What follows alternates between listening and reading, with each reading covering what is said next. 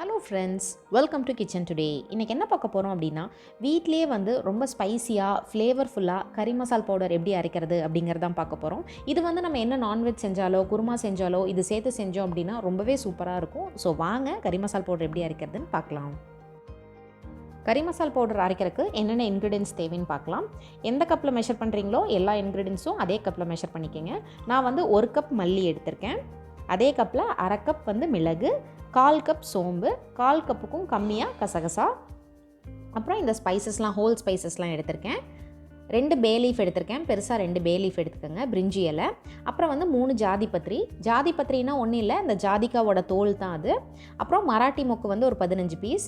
அப்புறம் ஸ்டார் அனிஸ் 3. அப்புறம் 25 கிராம்பு. அப்புறம் ஒரு 5-6 பட்டை, பெரிய துண்டு பட்டையாக எடுத்து வச்சுக்கோங்க. அதுக்கப்புறம் நம்ம கையில் வந்து ஒரு கைப்பிடி அளவு வந்து ரோஜா இதழ் எடுத்துக்கோங்க. அப்புறம் வந்து 2 ஜாதிக்காய் வந்து நல்லா வாசனையாக இருக்கும். அதை அப்படியே சேர்த்த முடியாது, அதை தட்டி சேர்த்துக்கலாம். நம்ம இன்றைக்கி எடுத்துருக்க இன்க்ரீடியன்ஸ் வந்து ஒரு 1/4 கிலோ அளவுக்கு. ஸோ அதனால் நம்ம வீட்லேயே வந்து இதை மிக்ஸி ஜார்லேயே அரைச்சிக்கலாம். ஸோ வாங்க இப்போ இதெல்லாம் வறுத்து நல்லா அரைச்சிக்கலாம். ஃபஸ்ட்டு வந்து மல்லியை வறுத்துக்கலாம்.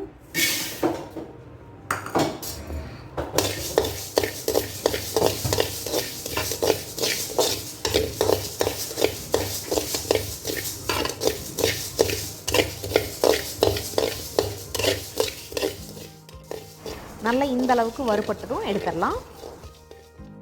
வறுத்துட்டு இது நல்லா ஒரு பெரிய கட்டத்துக்கு மாற்றி வச்சுருங்க. இது நல்லா ஆறணும். ஆறுனதுக்கப்புறம் தான் இதை அரைக்கணும். இப்போ மிளகு சேர்த்துக்கலாம்.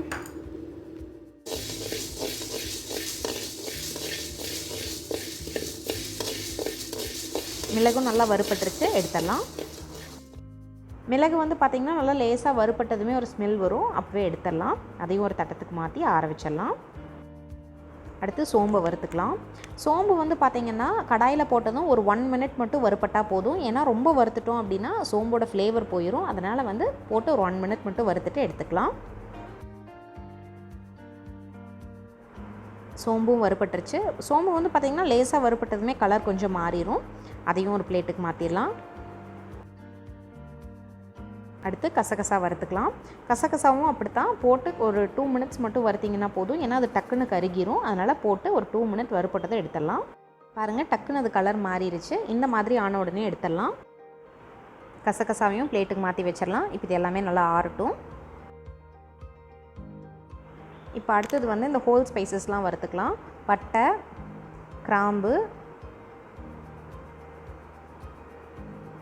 பட்டை வந்து வறுக்கும் போது பார்த்திங்கன்னா பெருசாக இருந்தால் உடச்சி சேர்த்துக்குங்க. அதுக்கப்புறம் மராட்டி மொக்கு, ஸ்டார் அனிஸ், அப்புறம் ஜாதிபத்திரி. இப்போ இதெல்லாம் சேர்த்து வறுத்துக்கலாம். இது கூடவே பிரிஞ்சி இலையும் சேர்த்துக்கலாம். பிரிஞ்சி இலையை வந்து வறுக்கும் போது பார்த்திங்கன்னா சின்ன சின்னதாக கட் பண்ணி போட்டுக்கோங்க. இப்போ இது எல்லாமே நல்லா வறுபடட்டும். இது நல்லா வறுபடும் போது பார்த்திங்கன்னா நல்ல ஒரு ஃப்ளேவர் வரும், நல்ல ஒரு வாசனையாக இருக்கும். அந்த வாசம் வரும்போது எடுத்துடலாம்.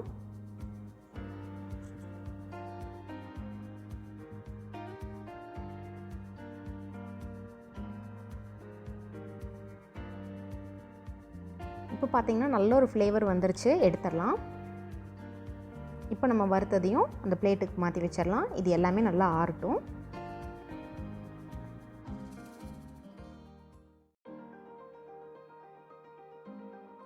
இப்போ அடுத்தது வந்து நம்ம அந்த ஜாதிக்காவை வந்து இந்த இடிக்கல்ல வந்து இடிச்சுக்கலாம். நம்ம டேரெக்டாக போட்டு வறுக்க முடியாது. அதனால் இந்த மாதிரி சின்ன சின்னதாக நல்லா இடிச்சுக்கோங்க. அப்போ வந்து இந்த மாதிரி சின்ன சின்னதாக பீஸ் ஆயிரும். இதை வந்து நல்லா வறுத்துக்கலாம். அப்போ தான் நல்லா வாசனையாக இருக்கும்.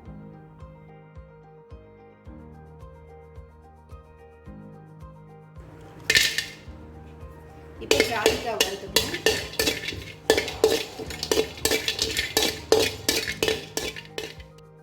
ஜாதிக்காய் வந்து ஒரு 2 மினிட்ஸ் வறுப்பட்டால் போதும். அதையும் வந்து இப்போ ஒரு பிளேட்டுக்கு மாற்றிடலாம்.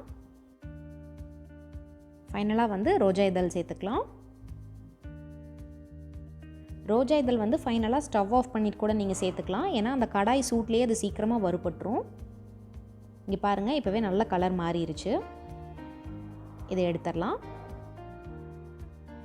இப்போ அதையும் பிளேட்டுக்கு மாற்றி வச்சிடலாம். இப்போ இது எல்லாமே நல்லா ஆறட்டும். ஃபேனுக்கு அடியில் வச்சுருங்க. இது எல்லாம் நல்லா ஆறுனதும் மிக்ஸி ஜாரில் அரைச்சிக்கலாம். கொஞ்சமாக இருந்தால் வீட்டிலேயே மிக்ஸியில் அரைச்சிக்கலாம். மிக்ஸி ஜாரில் போட்டு நல்லா அரைச்சாச்சு. இது எல்லாமே நல்லா ஆறுனதும் மிக்ஸி ஜாரில் போட்டு அரைச்சி எடுத்தாச்சு. மிக்ஸியில் வந்து தண்ணி இல்லாமல் இருக்கணும். தண்ணி இருந்தது அப்படின்னா சீக்கிரம் இந்த மசால் பவுடர்லாம் கெட்டு போயிடும். இப்போ அரைச்சதை வந்து ஒரு பிளேட்டில் போட்டு நல்லா ஆற விட்டுருங்க. அதுக்கப்புறமா ஒரு கண்டெய்னரில் போட்டு ஸ்டோர் பண்ணி வச்சுருங்க. ரொம்பவே சூப்பராக நம்மளோட ஹோம்மேட் கறி மசால் பவுடர் ரெடி ஆகிருச்சு.